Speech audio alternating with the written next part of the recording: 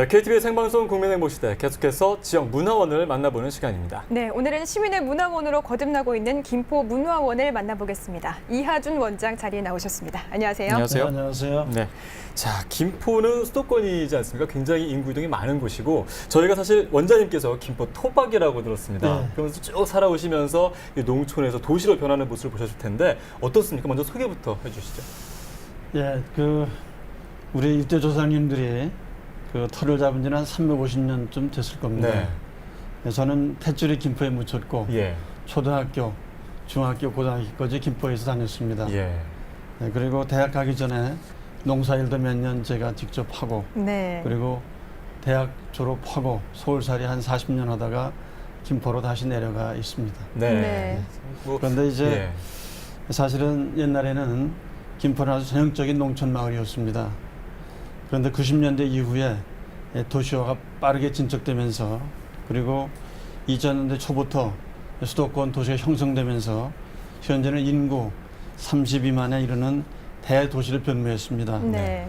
옛말 그대로 아주 상전벽해입니다. 그러나 성장통의 김포인 저로서는 옛날의 정치가 아주 그리울 때가 아주 많습니다. 네. 네. 사실 김포 하면 이제 쌀이 가장 먼저 떠오르는데 요즘은 또 이제 도시적인 이미지도 같이 이제 더해졌는데요. 문화적으로는 김포가 어떤 특징을 갖고 있는지 궁금합니다. 소개해 주시죠. 예, 김포는 수도권에서도 서울의 젖줄인 한강을 길게 접하고 있는 김포입니다. 네. 사실은 김포는 아주 비옥한 평화지대고 그리고 한해와 수해가 없고 그리고 5천여 년부터 농경문화 특히 쌀 농사의 희배지였고 그리고 우리나라의 3대 곡창지대의 하나였습니다. 그러나 도시화가 진행되면서 대표적인 도농복합도시라고 말할 수 있겠습니다. 네. 한강 신도시가 개발되면서 400여만 평의 아주 거대한 도시가 이제 형성되고 앞으로는 60만의 도시로 거듭나게 됩니다. 그래서 지금은 농촌의 정서보다는 도시적 기능이 더 많은 곳이 아닌가 이런 생각도 해봅니다. 네. 그러나 아직도 밥맛이 좋기로 유명한 김포 금쌀, 네. 또 6년근 김포 인삼 등 갖가지 농산물이 김포를 대표하는 브랜드로 알려져 있습니다. 얼마 전에 박근혜 대통령께서도 김포의 로컬 푸드에 오셔서 장보기를 하신 적이 있습니다. 예.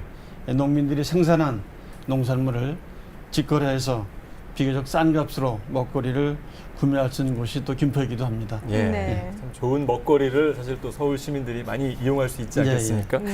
자, 김포 사실 주요 행사, 문화 행사들도 많은데 저희가 평소에 잘 볼 수가 없습니다. 어떤 행사들이 준비되어 있습니까?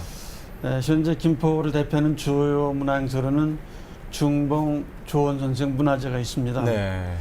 더불어 함께 진행되는 몇 가지가 있는데 중봉 조원 선생을 위한 학술 세미나 네. 그리고 중봉 음악제, 중봉 문학상 시상식 그리고 전국 청소년 중봉 숙모 국악전연대회 그리고 청소년 문화예술제가 있습니다. 네. 사실 이 문화행사가 730 보궐선거 때문에 연기된 것이 아니라 세월호 사고로서 6월에 행사할 것을 9월로 예. 미뤄놓은 상태입니다. 네. 예. 중봉 조원 선생에 대해서 사실 많은 분들이 잘 어떤 분인지 궁금해하시기도 할 것 같은데 잠시 좀 소개를 좀 해주시죠. 중봉 조원 선생은 16세기에 예. 아주 탁월한 정치 개혁가이고 네. 동국 10회론에 모셔져 있는 아주 뛰어난 대학자입니다. 네. 그리고 의의 실천적 표상이고 그리고 의병장으로서 위기에 처한 조선을 구하는데 상당히 큰 역할을 하신 분이 바로 조원 중봉입니다. 네. 역사는 가정할 수 없다고 얘기합니다만은 만약에 선조 임금께서 중봉의 얘기를 귀담아 들었더라면 임진왜란은 충분히 방비하고도 나올 만한 대비책을 세웠는데 네. 임금이 받아주질 않았기 때문에 네. 우리 민족이 어려운 국날에서 어려움을 고초를 겪은 그런 시기를 보낸 겁니다. 네. 자기를 버린 나라, 자기를 버린 임금을 위해서 의병을 일으켜서 청수성을 탈환하고 그리고 마지막에는 금산에 진을 치고 있는 외병들 중규군 신무기를 가진 정예부대 15,000명을 상대로 700명의 의병이 마지막까지 전투를 했고 그 700명이 한 자리에서 옥세를 한 그런 정전사를 치른 분이 바로 중봉 조원이십니다. 그래서 그분이 태어나신 곳이 김포이기 때문에 그분의 얼을 기리고 그리고 이렇게 선영하기 위해서 중국 문화제를 하고 있습니다. 네, 그 역사적인 중봉 조원 선생이 태어난 김포에서 이제 올해는 9월에 관련 행사들이 다양하게 열린다고 하니까요. 네. 또 기대가 됩니다. 약간 이렇게 다양한 문화 행사 지원부터 시작해서 또 김포하면 도시와 농촌의 특성을 모두 이제 결합해 놓은 곳이기 때문에 그런 어우러진 것들을 문화원에서 그런 역할을 해줘야 될 것 같은데 지역 내 문화원 역할에 대해서 좀 소개해 주시죠. 사실 김포는 시세에 맞지 않게 아주 열악한 환경 중에 하나입니다. 아직까지 문화원 원사가 없고요. 네. 아마 경기도에도 몇 군데 안 될 겁니다. 그러다 보니까 참여 공간이라든지 만남의 공간이 아주 부족하고요. 그래서 저는 그 취임 때부터 독립 원사 확보를 위해서 많이 노력을 해왔습니다. 네. 이제 원사 확보의 윤곽이 잡혀가는 중입니다.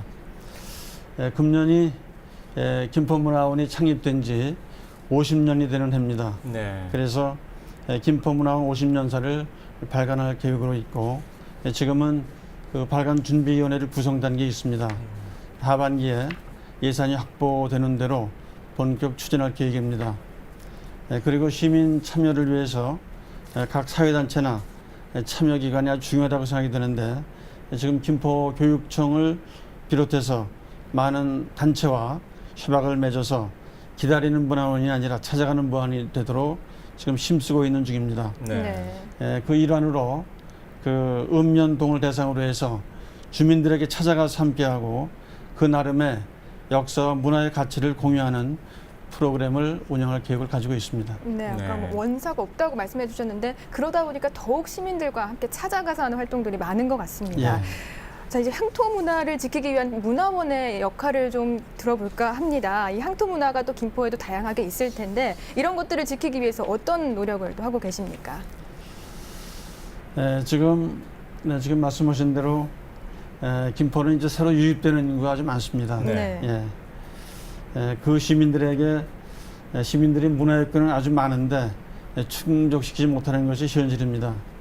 그런데 앞으로 우리 신도시 내에 그 아트 빌리지가 조성되고 있습니다. 그것이 조성되면은 볼거리가 제공되고 문화 인프라가 많이 개선되리라고 봅니다. 지금 그 전입 인구와 증가와 함께 전입 교원이 200명이 나가고 들어오고 있습니다. 이분들에게 그 김포 역사 알리기 그리고 김포의 많은 기관을 상대로 해서 김포 인물에 대한 강의 그리고 1년제 김포문화대학을 운영하고 있습니다. 네. 네. 자, 그렇다면 이제 청소년들도 굉장히 중요하지 않겠습니까? 청소년들이 무럭무럭 자라서 나중에 김포를 알리는 하나의 일꾼이 될 텐데 네. 이 청소년들에게 향토 문화를 알리는 노력도 각 지역 문화원의 어떤 역할 중에 하나가 아닐까 생각됩니다. 어떤 것들을 좀 하고 계십니까? 지역 역사를 바로 인식시키고 문화적 자긍심과 그 충의 정신 함양을 위해서 문화 탐방 및 그 학생 해설사들을 양성하고 있습니다. 네. 그래서 그 중봉 문화제와 병행해서 시행하는 청소년 문화 축제가 있습니다. 거기에는 그 100일장 사생대회, 또 희호대회, 그리고 어린이 한자 교실을 운영하고 그리고 2박 3일간 청소년들에게 인성교육을 실시하고 관내 고등학교에 그 지역학을 중심으로 해서 중봉의 생애와 중봉의 리더십에 관한 강의를 하고 있습니다. 네. 그리고 김포에 유일한 고등교육기관인 김포대학이 있습니다.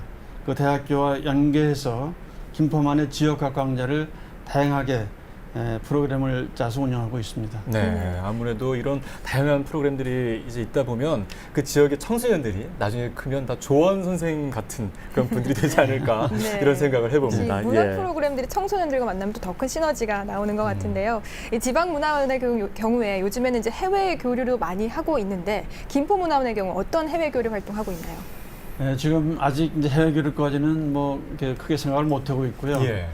도내에 운영이 잘 되고 있는 타 지역 문화원과 문화원들을 방문해서 그곳의 그 장점을 접목하고 지금 한국문화원 청년협회가 있습니다. 네. 거기서 주관하는 각종 프로그램에 참여를 해서 시민들에게 값진 강좌를 개설해주고 그리고 앞으로는 점진적으로 해외 선진 문화 와도 교류를 할 그런 계획을 가지고 있습니다. 네. 네. 이게 다른 어떤 문화원들과 교류를 하다 보면 또 다른 문화원의 좋은 점들 네. 받아들이면서 서로 발전하지 않겠습니까? 예, 예. 예. 자, 이제 지방자치 시대를 맞아서 지방 문화원들의 역할이 정말 날이 갈수록 커져가고 있습니다. 마지막으로 이런 어떤 그 지방 문화의 발전 이런 부분들을 기여하기 위해서 어떤 부분들이 좀 필요하고 어떤 부분들을 해야 될지 마지막으로 한 말씀 부탁드리겠습니다. 사실 그 지방문화원의 역사가 반백년이 됐습니다.